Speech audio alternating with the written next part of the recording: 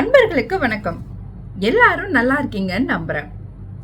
இன்னைக்கு நாம கங்கை கொண்ட சோழபுரத்துக்கு நான் மேற்கொண்ட பயணத்தையும் அந்த பயண அனுபவத்தையும் உங்களோட பகிர்ந்துக்கலான்னு நினைக்கிறேன்.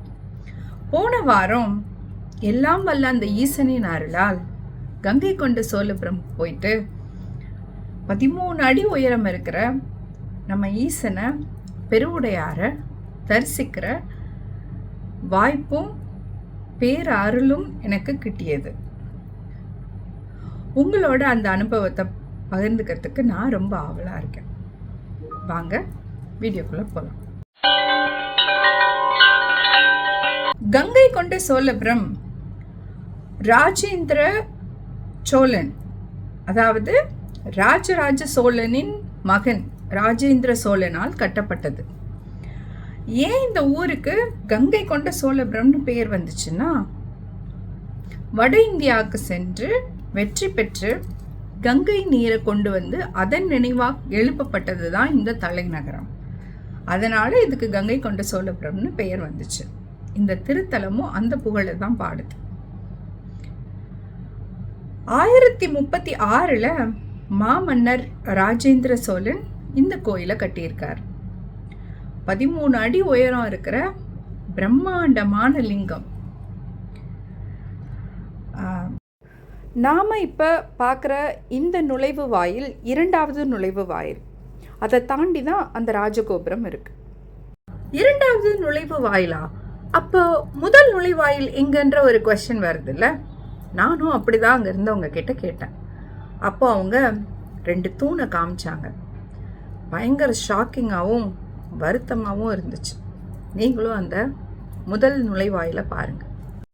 இதுதாங்க ராஜேந்திர சோழன் கட்டின முதல் நுழைவாயில். அவர் இப்படி கட்டலை, பிரம்மாண்டமாக கட்டினார். ஆனால் முகலாய படையெடுப்பின் போது தாக்கப்பட்டு இடிக்கப்பட்டு சுக்கு நூறாக்கப்பட்டது முதலாவது ராஜகோபுரமும் சுற்றியுள்ள மதில் சுவர்களும். எஞ்சி இருப்பது இந்த 2 தூண்கள் தான். அப்படியே அந்த 2வது நுழைவு வாயில கடந்து உள்ள போனீங்கன்னா பிரம்மாண்டமா ஒரு நந்தி இருப்பார். அந்த நந்தி ராஜேந்திர சோழன் கட்டினது இல்லை. அந்த கட்டிடக்கலையே உங்களுக்கு காட்டும், அந்த சிற்பமே உங்களுக்கு சொல்லும் அது சோழர்களோட சிற்பம் இல்லைன்னு. அவர் கட்டின நந்தி அழகா மேல ஒரு ஈசனை பார்த்த மாதிரி நேரா ஆப்போசிட்ல சின்னதா இருக்கு. இந்த பெரிய நந்தி பல்லவர்கள் காலத்துல கட்டப்பட்ட நந்தி. அதையும் தாண்டி நீங்கள் ஸ்டெப்ஸ் ஏறி மேலே போனீங்கன்னா அழகாக ஒரு மேடை இருக்கும். அந்த மேடையில் மக்கள் காத்திருக்கலாம். அங்கே பெரிய கதவு தாளிடப்பட்டு இருந்தது. நாங்கள் போன நேரம் அரவுண்ட் 3 o'clock 4 o'clock தான் தரிசனம். So 1 hour we were waiting there. அவ்வளோ பீஸ்ஃபுல்லாக அவ்வளோ அருமையான ஒரு வைபாக இருந்தது அந்த இடம். சரி, இப்போ கோபுரத்தை சுற்றி பார்க்கலாமா? இதுதாங்க அந்த பிரம்மாண்டமான ராஜகோபுரத்தோட பேக் சைட். அதுக்கு பின்னாடி சின்ன சின்ன சன்னதிகள் இருக்கிறத நீங்கள் பார்க்க முடியும். விநாயகர் சன்னதி இருந்துச்சு. நீங்கள் பார்க்குற இன்னொரு சன்னதியில் சிலை இல்லை. ஸோ அது எந்த தெய்வத்துக்காக கட்டப்பட்டதுன்னு தெரியல. கோபுரம் எவ்வளோ அழகாக இருக்குன்னு பார்த்தீங்கல்ல. அங்கே சிம்ம கிணறுன்னு ஒன்று நீங்கள் பார்க்க முடியும். ராஜேந்திர சோழன் ஜஸ்ட் ஒரு கிணறு அமைச்சார். அதை சிம்ம கிணறா மாற்றினது பல்லவர்கள். ராஜேந்திர சோழன் வட இந்தியாவை வென்றதுக்கு அப்புறம் கங்கையிலிருந்து நீர் எடுத்துட்டு இந்த கிணத்துல நிரப்பி அந்த தண்ணீரை எடுத்து தான் நம்ம சிவனுக்கு அபிஷேகம் பண்ணியிருக்காங்க அந்த காலத்தில். அந்த நினைவாக இன்னமும் அந்த கிணறு இருக்குது. இப்போ கூட பாரத பிரதமர் நரேந்திர மோடி அவர்கள் கங்கையிலிருந்து கங்கா ஜலத்தை எடுத்துகிட்டு இந்த கிணத்துல சேர்த்ததை நம்ம நியூஸில் பார்த்துருப்போம். ஸோ அவ்வளோ ஸ்பெஷலான கிணறுங்க அது. சிவன் அவர்கள் முடிசூட்டுற மாதிரியான ஒரு சிற்பம். அது ராஜேந்திர சோழனை குறிக்குதா இல்லை ராஜராஜ சோழனை குறிக்குதா அப்படிங்கிறது தெரியல. ஒரு சில சண்டிகேஸ்வரர்னு சொல்கிறாங்க. அங்கே சின்ன சின்ன சன்னதிகள் இருக்குது. பெரிய நாயகி அம்மன் அவங்களுக்கு தனி சன்னதி, சண்டிகேஸ்வரருக்கு தனி சன்னதி, பெருமாளுக்கு, இப்படி நிறைய கோயில்கள் சுற்றி அமைஞ்சிருக்கு. ஆக்சுவலி சொல்லப்போனால் இது ஒரு விர்ச்சுவல் ட்ரீட்டுன்னு தான் சொல்லணும். எப்படி இதை கட்டியிருப்பார் ராஜேந்திர சோழன், எப்பேற்பட்ட ஒரு ஒரு ஒரு அதிசயத்தை நமக்காக உருவாக்கி கொடுத்துட்டு போயிருக்கார் அந்த மாமன்னன் அப்படின்னு எண்ணி பாருங்கள் எவ்வளோ வியப்பாக இருக்குன்னு.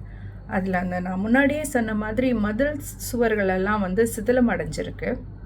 அதை அரசாங்கம் கவனத்தில் இழுத்து கொஞ்சம் அதை கொஞ்சம் இது பண்ணாங்கன்னா பெட்டராக இருக்கும். ப்ளஸ் மக்கள் வந்து இது எவ்வளவு இம்பார்ட்டண்ட், எவ்வளோ பெரிய பொக்கிஷம் நம்ம கையில் இருக்குது. தங்கத்தை தரையில் போட்ட மாதிரிங்க இந்த மாதிரி கோயிலெல்லாம் அப்படியே ஜஸ்ட்டு ஓப்பனில் வச்சுருக்கோம். அது எவ்வளோ பாதுகாப்பாக நம்ம வச்சுக்கணும் தெரியுமா?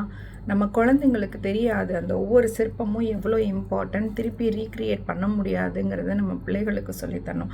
அந்த கோயிலுக்கு நான் போனப்போ நோட்டீஸ் பண்ண ஒரு விஷயம் எனக்கு வருத்தத்தை கொடுத்தது என்னென்னா, சின்ன குழந்தைங்க, அவங்கள நம்ம ஒன்றுமே சொல்ல முடியாது, ஒரு 5 to 10 வயசு இருக்க குழந்தைங்கள்லாம் அந்த நந்தி தேவர், பெரிய நந்தி சிலை இருக்கு இல்லையா, அவர் மேலே ஏறி நின்று ஃபோட்டோ எடுத்துக்கிறாங்க. ஒன்று அது நீங்கள் கடவுள்னு நம்புறீங்க இல்லை நம்பல, அது செகண்டரி. நம்புறவங்களுக்கு அது சாமி, அதை நீங்கள் மிதிக்கக்கூடாது. செகண்ட், அது கடவுள் இல்லை, அது ஜஸ்ட்டு சிற்பம் நம்புகிறவங்களுக்கும் கூட நான் என்ன சொல்கிறேன்னா, அது ஒரு சிற்பம், உங்களால் அதை திருப்பி க்ரியேட் பண்ணவே முடியாது. பல்லவர்கள் உருவாக்குனது, சோழர்கள் உருவாக்குனது, இதை நம்ம பாதுகாக்கணும். ஸோ நம்ம பிள்ளைகளுக்கு நம்ம சொல்லித்தரணும், கால் படாமல் கைப்படாமல் ஃபோட்டோ எடுத்துக்கோங்க அப்படின்னு நம்ம சொல்லணும். கண்ணில் ஒத்திக்கணுங்க அதெல்லாம். அவ்வளோ அருமையான சிற்பங்கள் நம்மளால் திருப்பி ரீக்ரியேட் பண்ணவே முடியாது. So it's each and every one of our responsibility to take care of all these sculptures இல்லையா. அது நம்ம பிள்ளைகளுக்கு சொல்லித்தரணுங்கிறது என்னோடய ஹம்பிள் ரிக்வெஸ்ட். அதர்வைஸ் இந்த ட்ரிப் வந்து எனக்கு ஒரு அமேசிங்கான ட்ரிப்பாக இருந்தது. வாய்ப்பு இருக்கிறவங்க தயவு செஞ்சு போய் இந்த கோயிலை தரிசிச்சுட்டு வாங்க. கண்டிப்பாக நான் என்ஜாய் பண்ணதை விட பெட்டராகவே நீங்களும் என்ஜாய் பண்ணுவீங்கன்னு நான் நம்புகிறேன். இந்த தகவல் உங்களுக்கு பயனுள்ளதாக இருக்கும்னு நான் நம்புகிறேன். மற்றும் ஒரு சிறந்த பதிவோடு உங்களை நான் மீண்டும் சந்திக்கிறேன். நன்றி.